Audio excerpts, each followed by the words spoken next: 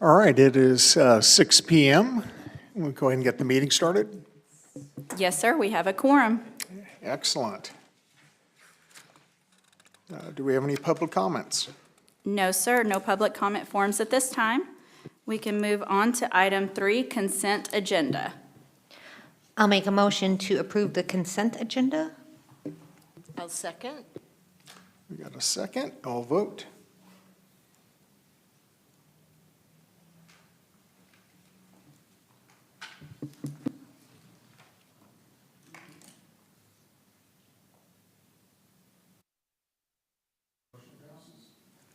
Motion passes.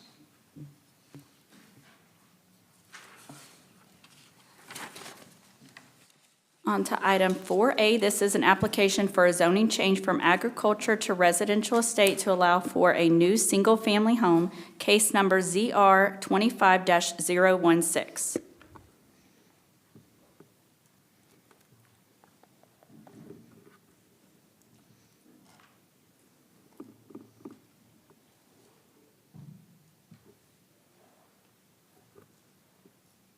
Maybe. There we go. Okay.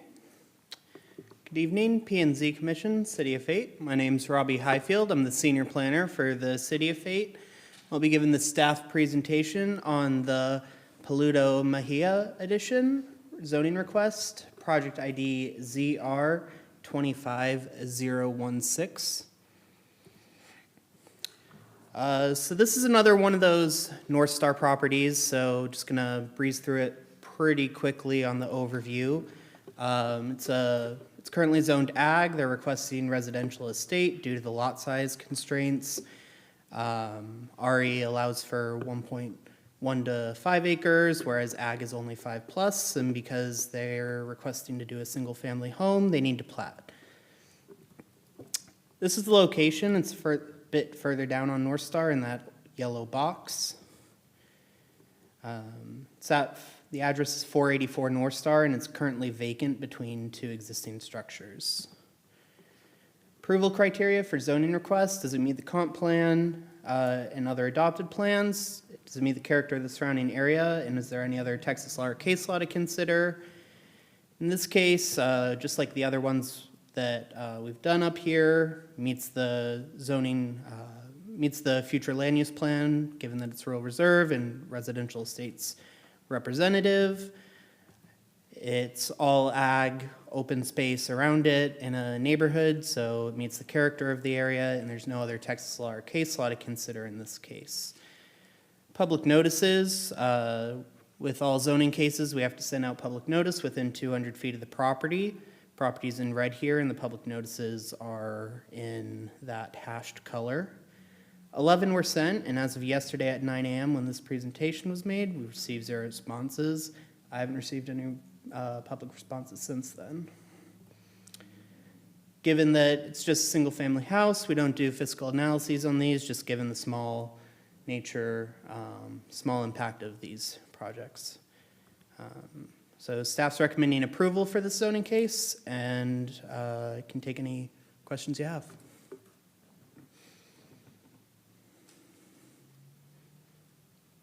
Perfect. Like it that way. All right. Applicant here? Mr. Chair, the applicant is here, but they don't have any presentation to make at this time. Okay, understand. Then we'll move on to public hearing. It is 6:04. Open up the public hearing. I do not have any public comment forms for this item right now. All right, it's 6:04. We'll close the public hearing. We'll move on to any discussion and then consider taking a motion. I would like to make a motion that we approve ZR-25-016. I'll second.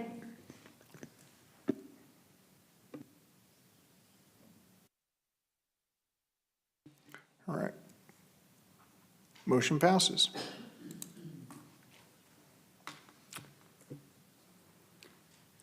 Item 4B, this is an application for a specific use permit to allow for a new and used boat dealership, case number SUP 25-002.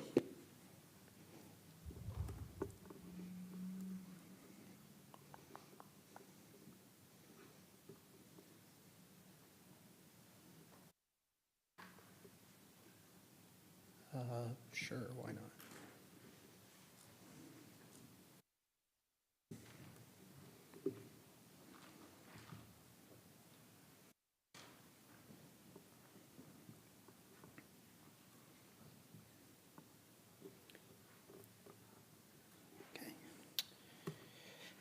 Evening, P&Z, City of Fate. My name's Robbie Highfield. I'm Senior Planner for the City of Fate, and I'll be giving the staff presentation for Lake King's specific use permit request, project ID SUP 25002.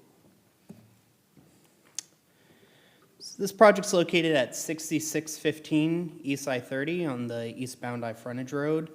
It's one building. The lot itself has multiple structures, but we're only looking at this specific building you can see on your screen right now. The applicant is requesting boat sales and service, both new and used boats. They're proposing to have have boat sales up front with service in the rear in the building, and the inventory would be behind the existing building. As part of this SUP, the applicant's also requesting a variance or as more of a condition to the SUP to allow for 3 to 4 of the boats to remain in the front of the property after their business hours. So location is here, that yellow star. And here's a street view of it. Like I said, it's a single lot with multiple buildings and various tenants right now. The existing building is a commercial structure, currently zoned general commercial, about 440 feet east of Blackland Road on the frontage road. So here's all the SUP approval criteria. I've got them summarized. We can go back to this and I can read them out if needed. But essentially, A, does it meet the purpose of the zoning district? Property is already zoned GC, which supports specialty vehicle sales, new and used, with an SUP. Boat sales would be considered specialty vehicles, so it does meet the zoning district. Is it compatible with the surrounding area? This area is already a commercial node, hence why it's zoned general commercial. This is a move-in rather than a new build, so there aren't any new structures. They're just moving into an existing building already. So staff find B is met. C is, does the project adequately mitigate for traffic? Site improvements are going to be required as a condition. A site plan, should the SUP be approved once it gets to council, is going to be required. Any traffic concerns, all the circulation stuff that needs to happen would get taken care of at that point. D, does it contribute to, enhance, and promote quality of life? Boat sales don't exist in Fate right now, so this would be a unique user to Fate for citizens, and so this would be considered as enhancing quality of life as it's a new use. E, is it in scale with the existing neighborhood? Again, it's a move-in to an existing building, so minus any site improvements that are going to be required as part of the site plan. There's no change in scale with what's out there right now. And does it mitigate any adverse impacts due to access, parking, service areas, and traffic? Again, all those concerns would be addressed on the site plan at the administrative level in the next steps if this use is approved. So with SUPs, we treat them like zoning. They are required to have that 200-foot public notice. And because even though the project is just in one building, the requirement is to use the entire parcel. So here you can see the entire parcel in orange, and that's why the notice area is a bit larger. 17 notices were sent, and as of end of business yesterday, we did not receive any responses. I have not received any since then. Since this was a move-in, we didn't do a fiscal analysis since there's no change on the ground. Generally, the fiscal analyses are more aimed towards new builds when we're going to be affecting infrastructure. In this case, it's really just a business moving in, so there was no real fiscal analysis to consider. So staff's recommending approval with conditions, and those conditions, I'll read them out for the record. Prior to a certificate of occupancy, or a CO, a site plan shall be submitted showing conformance with fire code, city's landscape ordinance, city's lighting requirements, site improvements. This shall include, at a minimum, a screening fence separating the front parking and display area from the outdoor storage in conformance with FATE UDO section 4.2.35 and 4.2.411. Concrete paving for all areas containing vehicles for sales in conformance with FATE UDO section 5.2.10. Landscaping improvements in conformance with FATE UDO section 9.2. Site improvements, including fire lane, hydrants, and other improvements required to meet fire code and conformance with the customer parking and vehicle delivery requirements in accordance with FATE UDO section 5.2. These requirements may be met by existing conditions if they meet adopted city standards or through additional site improvements. 2, a maximum of 4 display boats may be permitted to remain out front after business hours. An exhibit indicating the location of the display boats shall be included on the site plan. See RW Condition 1 for timing. The display boats must remain within these designated areas. These display boats must remain outside the required 20-foot landscape easement along the front of the property or required parking spaces, and it may not impede any internal drive aisle. And 3, conditions shall remain in place throughout the lifespan of the SUP. A violation of the conditions shall be considered a zoning violation. So that's all I got. I can take questions now, or is the applicant here? Yes, or after the applicant. I do have one question.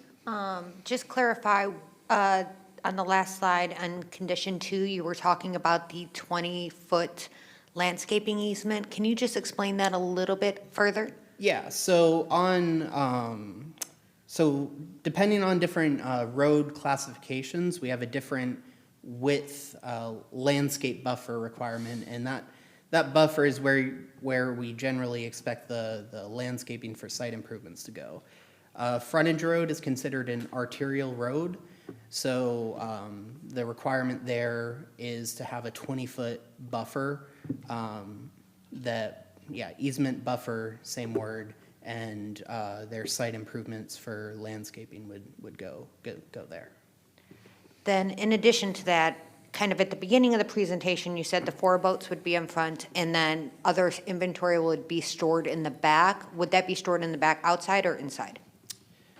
I'll probably let the applicant answer how they want to lay Absolutely. things out. Yeah.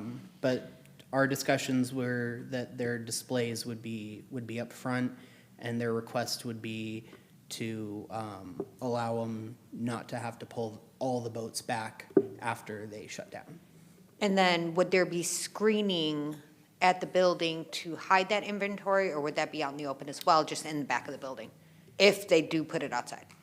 Any screening requirements would follow those laid out in, screening still in Article 9. So as long as they're complying with Article 9 screening regarding commercial property, they would be good to go. Okay, perfect, thank you. Just a quick one, because the article, or the first section of the conditions is a pretty long one. That sounds like a pretty drastic, I'm just curious, can you like truncate that down a little bit, what that's gonna be? Because I'm just curious on, I understand they're changing a lot with the property, but I'm just curious on like, if you can like name like 4 or 5 things they're doing, or if it's just kind of like what you kind of highlighted there. You can keep it short. I mean, if it's just what you highlighted there, I'm just trying to understand what that condition is. Essentially, this is a written out version of everything that would be on a standard site plan. Okay, So that's what, it's okay. essentially just putting on record that a site plan shall be required prior to their CO. This is everything that the planning team would look at in a standard site plan case. Okay, gotcha, thank you. Can I add one thing, Robbie? And what I wanted to make sure was clear in this condition was that there are conditions on the site that might meet some of these elements already. So this isn't all new stuff. Just in order for the site to meet current standards, these are the things that we're going to look at. And so the site plan can indicate, for example, I know they have a screening fence at the building. So that's already going to be met. We just want to make sure that's on the site plan so that we can verify on the record that that requirement is being met. However, I know that there's some paving that'll need to be done, maybe a few landscape improvements. They already have some nice landscaping out there. So again, these are just the things, as Robbie mentioned, that we're required to, require when there's a change in ownership or a change in use on a property. That's the time when we make sure that things are maintained at the city's standard for commercial property. Okay, I was just making sure it wasn't like a start from scratch type of situation. So a lot of it sounds like a lot of it's already there, and then you guys will just go through That's your, right. and you're just letting us know that that's what you're doing. Okay. That's right. Got it, thank you. There will be some additional improvements based on our reconnaissance of the site, but everything I've listed here is not going to be new stuff they have to do. Rob, I drive by this all the time because I live over there. But I'm understanding the variance request is so that you see the boats and maybe want to buy one. Basically. Kind of, so the landscape thing isn't intended to cover that up, right? Or it would defeat the purpose of having them out there. Because I think that's a good idea. It's going to make somebody say, time to buy a boat. Yeah, I mean, I'm not going to design their site for them, but it would probably behoove them to incorporate the landscaping requirements into their boat display. But that's something we would work with them on. I look forward to seeing them.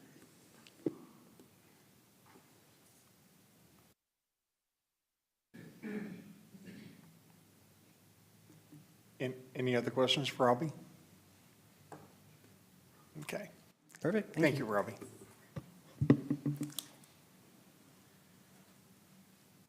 All right, do we have a applicant presentation? They may just be willing to answer some questions. I don't think they've created a formal presentation for tonight. Does the board have any questions for the applicant? All right. It is 6:18. We'll open up the public hearing. I do not have any public comment forms. All right, it is 6:18. We'll close the public hearing.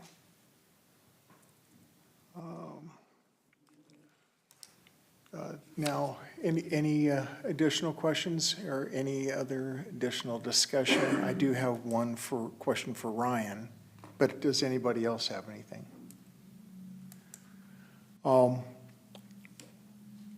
Is there, similar to what we did with the car dealership, is there any concern with regards to having older stock out along the highway, or is that not a concern? This SUP is for new and used boat sales. So it's possible they might have an older boat that they have on their inventory. Okay. We're not concerned about it. It's they're trying to meet a market, and some folks might be more inclined to want to buy an older boat. So, no, we're not going to enforce or assume anything as far as the quality of their inventory. That's their business. Okay, perfect. I just had to ask. All right, with that, consider taking a motion. I would make a motion that we approve specific use permit 25-002 with the requested variance and staff conditions. Second.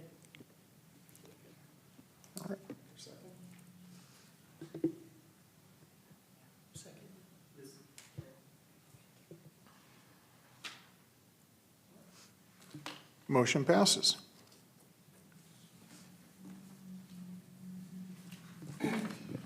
Agenda item 4C, this is an application for an amendment to the Lafayette Crossing Plan Development to update signage standards, case number ZR 25-015.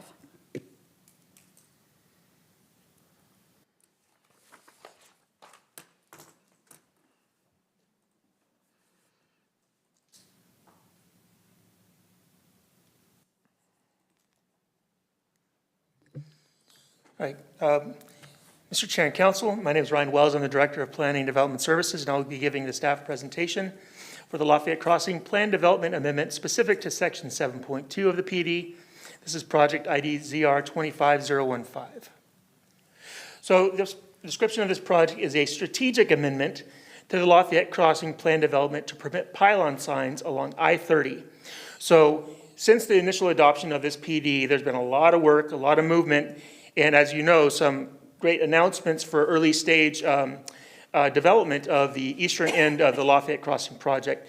Now, when you get users like Kroger and other users that will be announced later on, of course, they have certain signage standards that they need in order to meet their expectations and in order to meet their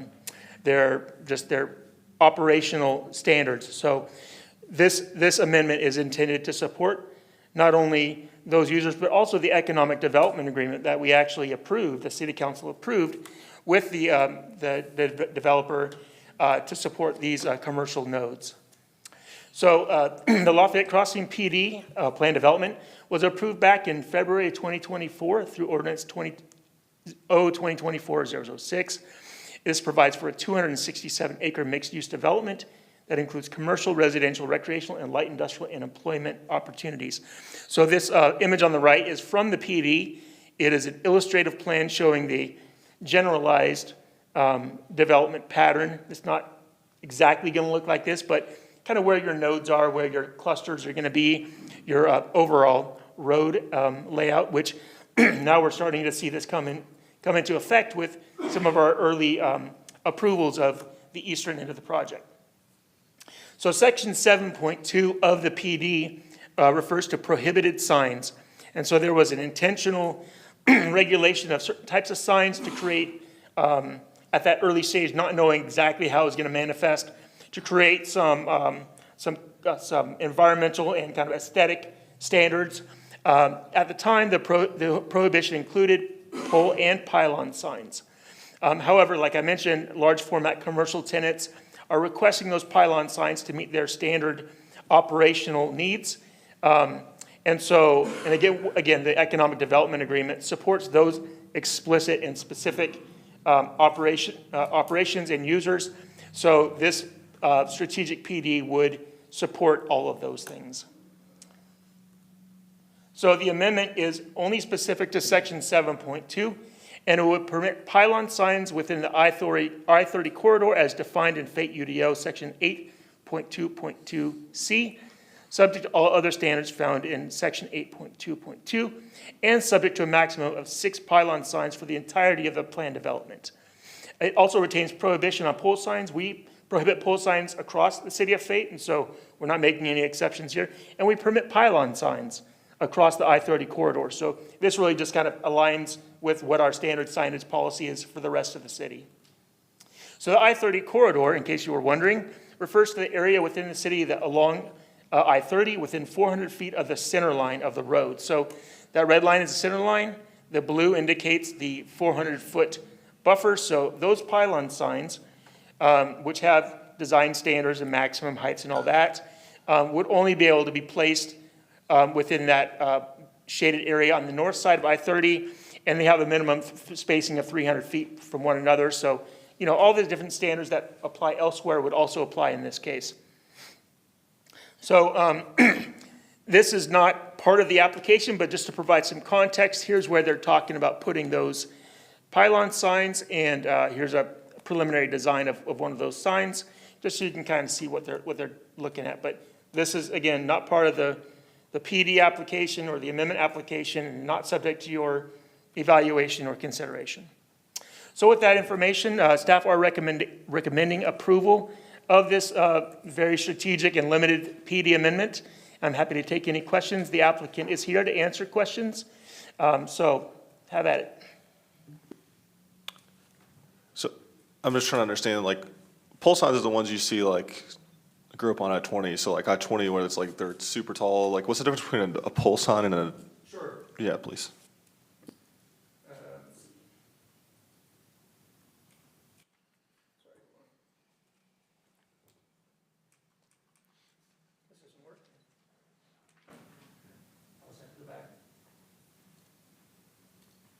So this is a pylon sign, okay? It has a bulk structure. The base is not just an exposed cylindrical pole with a rectangular or other shaped sign on top. So our pylon sign requirements are at least 50% of the sign face width is met with a base of some kind. Usually it's decorative, usually it has masonry or sometimes metallic or other decorative features. So it's just a higher level of sign design rather than just a single pole with something on top of it. Thank you. You're welcome. I do have a question for you, Ryan. And I'm sure this will eventually come up. We don't have designation over the placement of the signs, right? And looking at this picture, my concern is, are these going to be placed far enough away from the entrances and the exits so we don't run into the problem that we run at many places where you try to look to see if you can turn and it's being blocked by a large pylon sign? Yeah. And I want to make sure, is that something we have to do here, or is that something? Yeah, that's not something you have to worry about. We Okay. have specific sign placement standards. We have vision clearance area standards. We're very mindful of that. Perfect. And so I could tell you right now with the A and B circled, that's not going to be an issue. But with monument signs, any of the signage, it goes through a separate permitting process. So this PD amendment does not permit the signs. They still need to submit the permit to us, and we need to process it administratively. And so we look at all those elements in addition to the sign design itself.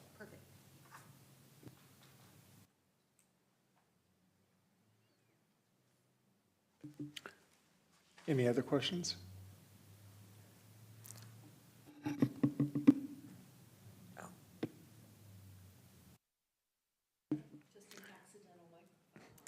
All right, so applicant presentation? Is Did it, you have any remarks? Nope, they're just here for questions. That's okay. all. Any questions for the applicants? No? All right.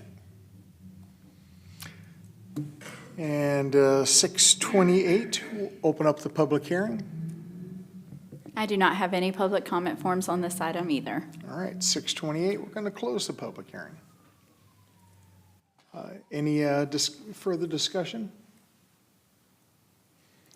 I just have one comment. Ryan, thank you for your explanation, because it really helped fill the gap, at least certainly for me, so thank you. Consider taking a motion? I would like to make a motion that we pass a motion to approve case number ZR-25-015. I'll second.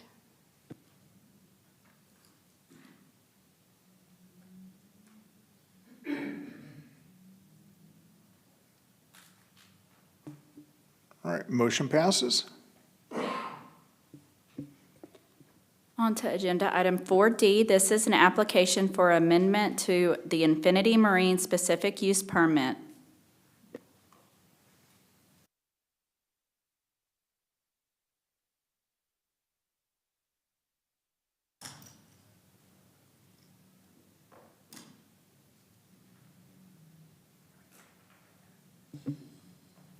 See you guys. Mr. Chair and Commission, excuse me. This is the Infinity Marine Specific Use Permit Amendment staff presentation. This is project ID SUP 25003. So this is a little bit just of a kind of a cleanup item. And I'll give you a little bit of a backstory of, what brought us here today on why we're amending this SUP. So this is an amendment to the specific use permit for Infinity Marine, which is a boat repair and service facility that recently opened up. They just had the ribbon cutting, I think, last Monday, to remove a condition of approval on that SUP based on the change in the site conditions since that initial SUP adoption. So the zoning and SUP for Infinity Marine was approved on October 4th, 2021 through these referenced ordinances here. There was a condition of approval on the SUP as shown below, which basically said that they had to construct a minimum 8-foot-tall solid wall, masonry or other city-approved material along the southern and eastern property boundary, and to install a single line of vegetation buffer, which would reach a minimum of 15 height at maturity inside the perimeter fence. So that was a condition on the initial SUP. The idea was it's right up against a residential neighborhood, which is right up against Industrial Drive. And so just to help mitigate some of the potential impacts between those two kind of conflicting uses, just to give them a little bit of a reduced impact for those residential neighbors. So one thing that's important to know, a little bit unique to this original plat, which was adopted back in 1987, the plat included some 10-foot wide utility easements along the outer boundaries. Normally, these days, we have utility easements along the rights-of-way, but this was an old plat done a long time ago, and they put easements all around the full perimeter of the properties, and that'll come into effect in a moment. So, in 2021, the site plan for Infinity Marine was submitted to the city, and we approved it in May 2022. Had a couple rounds of review, had some stuff to work out. And as you can see on the image on the right, there was a line of screening trees along the southern and eastern edges of the property, as was required by that condition. However, they were located within that original easement. And now, normally the city doesn't approve trees within utility easements, but because this one had been in place for like 34 years, there was no expectation that those were ever going to be used. We kind of considered them legacy. We approved the site plan with those trees in place. However, shortly thereafter, as part of the Greenbrier Road West civil plan set, which extended Greenbrier Road from the roundabout with the water tower westward to connect to I-30, a great extension of the roadway, very important to our road system. They included this one sheet that actually had a sewer line going through that old easement that we never would have guessed was going to be used. And it wasn't really germane to a roadway project, but they had the right to do it. I want to make sure that that's very clear. It was a public easement. They had the right to do it. They owned the property just to the east of Infinity Marine, right here. So, I mean, it was a smart thing for them to do to make sure that there was sewer to serve that property for future development. We don't know when that's going to happen. They're just preparing for it. That's what good developers do, really. So the city approved the plan with that sewer line in that easement. And so once the road was approved and the sewer line was installed, we accepted those improvements in January of 2024. So we recognize, yes, the sewer line was going to disrupt the design of the Infinity Marine project as it relates to those screening trees, which were in the same location. But as I said before, the developer had the legal right, it being a public easement, to install that sewer line. So, given that there was a clear conflict between the requirements imposed upon Infinity Marine for those trees and the placement of that sewer line, they contacted me and said, hey, we can't put the trees where we said we would. We've already basically laid all the concrete out, there's all this other stuff going on. And I gave them an administrative decision to basically say, yeah, you don't have to put those trees in because there's no physical place for you to put them at this point. You can't put a tree in an easement because, A, trees have deep roots, and especially with sewer lines, they go right to those sewer lines, go into the cracks, destroy the sewer lines, and B, anytime there would be a maintenance activity on that sewer line, they'd have to tear out the trees anyway, so it wouldn't really be very valuable. So, in order to just kind of clean things up, because conditions on the ground changed, not anybody's direct fault, definitely not Infinity Marine's fault, but there's just no way that they could ever fulfill that condition. We are taking this to you and then ultimately to council to formally remove that condition from the ordinance. There's no other changes being proposed here. None of the other conditions are being waived or amended. It's just to take that line of screening trees from the ordinance so that it's just clean for the future and nobody, the city, the property owner, have to worry about any potential conflicts in the future. That's it. That's the story. I'm happy to take any questions you might have. This will be a quick one, I promise. Even though the screening of the trees can't be there, was the masonry wall built? The masonry wall has been constructed as required. Okay, perfect.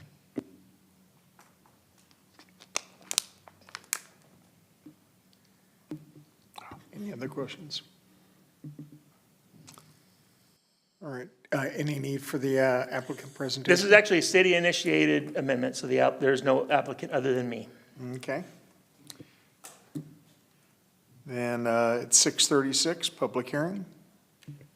No comments at this time. All right, and it's, That's up to the chairman, if he would allow, and if he does allow, then I would have you just fill one out and bring it to me after you speak. that's fine. Just approach and state your name and address for the record, and then the comment forms are in the back, and you can bring it to me after. Never done this before, so. Okay. My name's Ashley Barbosa. I'm at 831 Philadelphia Street, which is in that Williamsburg residence that he was just speaking of, that's right behind the Infinity Marine. So it is my understanding that the sewer easement was placed there or installed there on the south side of the property so that it could be utilized in the future for any developmental plans that occurred directly to the east. While there are currently no applications for zoning or development on this property, we are here today to express concern regarding the sewer easement and the current natural tree barrier that exists on the southwest side of that lot in question. So when the day comes that somebody does decide to apply to build on that, is there going to be a continuation of that easement? And if so, will you be required to remove that natural barrier that is already currently there, really huge trees?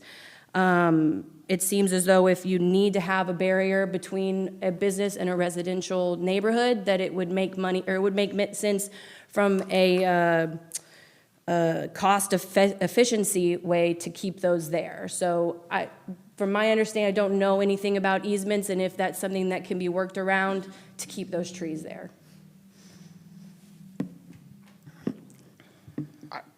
So I can't have a direct dialogue Okay. with you on this. Okay.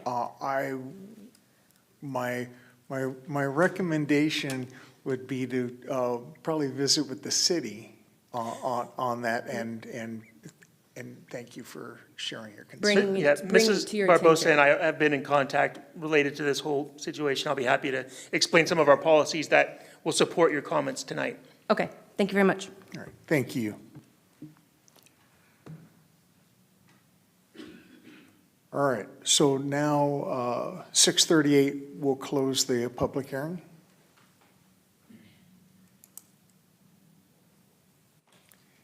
And any additional questions or discussion? Then consider taking a motion.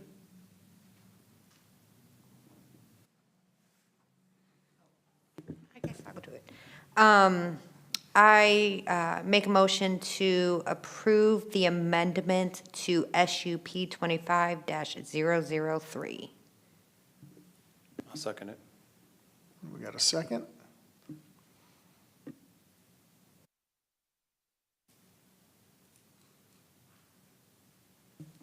All right, motion passes. Agenda item 5, Director of Planning and Development Services, report announcements pertaining to city activities, upcoming events, future legislative activities, and other matters related thereto. I don't have much tonight.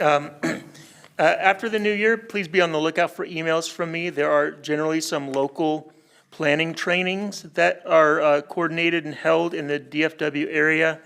And as I've noted before, we love to support y'all's participation in that. We will cover the cost of your attendance, your tuition and all that stuff. So I'll do my best to give you all enough advance notice so you can plan on work or other obligations, but I would really encourage you guys to participate in those if you're able and interested. Other than that, I just want to wish you a Merry Christmas, Happy New Year, and thank you so much for your good work on this commission. It's my favorite, and it's always so enjoyable to work with you and get these great questions you pose. Thank you. All right, thank you, Ryan. Does anybody have anything? With that, then I'll take a motion to adjourn. I'd like to make a motion to adjourn. Second. We got a second?